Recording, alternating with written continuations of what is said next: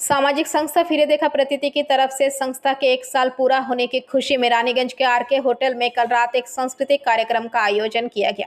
यह प्रसिद्ध नाट्यकार देवेश ठाकुर ने दुर्गापुर से आकर 1 घंटे तक प्रस्तुति दी।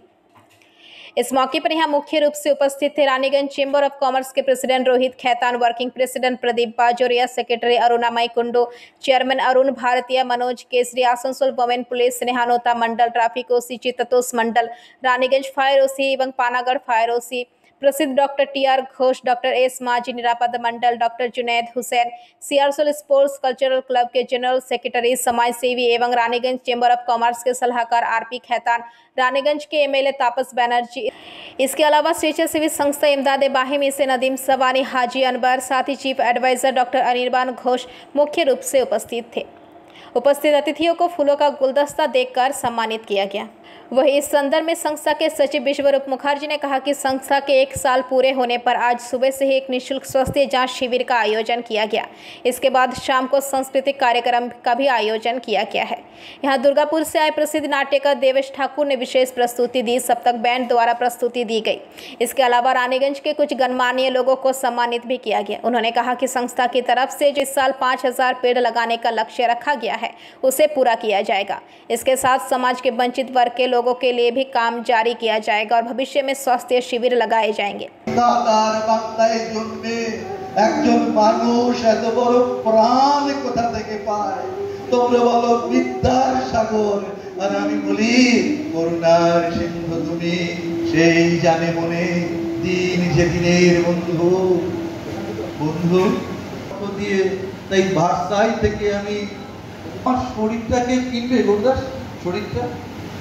আমি নিলাম দেখে আমার শরীরটা আমি বিক্রি করবো, যদি কেউ নেবে না।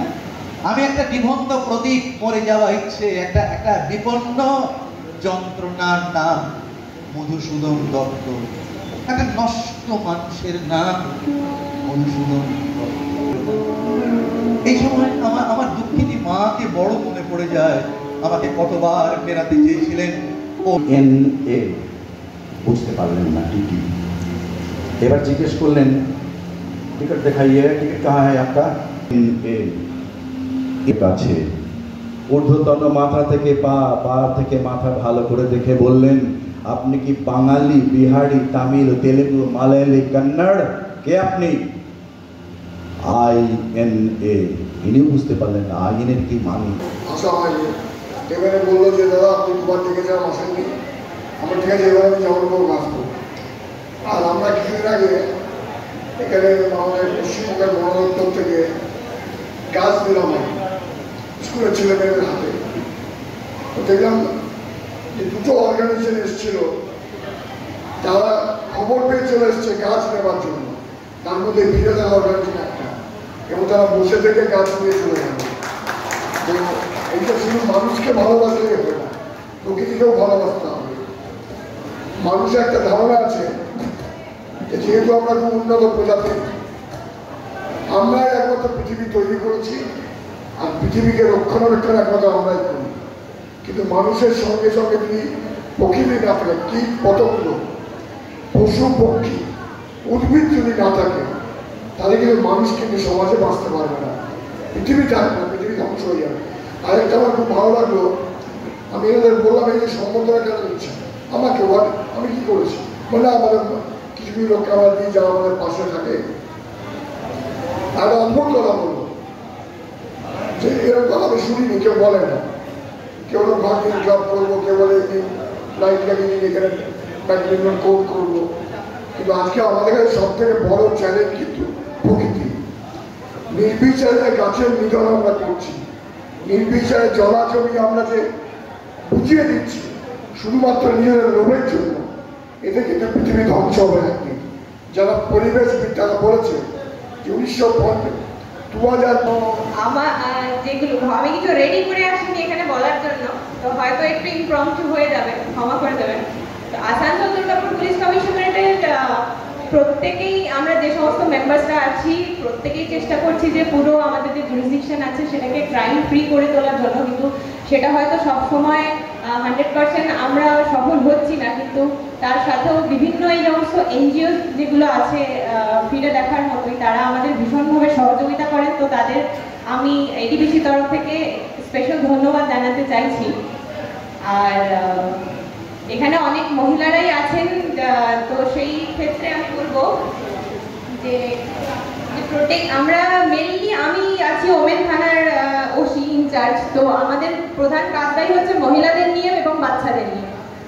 এখানে আমরা মেনলি যে সমস্ত কাজগুলো করে থাকি সেটা 498A IPC অর্থাৎ ডোমেস্টিক ভায়োলেন্স এবং পক্সো অ্যাক্ট, মানে আমাদের যে বাচ্চারা আছেন 18 নিচে, আমরা এখানে অনেক গার্জিয়ানই আছি যাদের সাথে আমাদের বাচ্চারা থাকছে, তাদের বাচ্চাদের যে বেসিক সিকিউরিটি রুলসগুলো।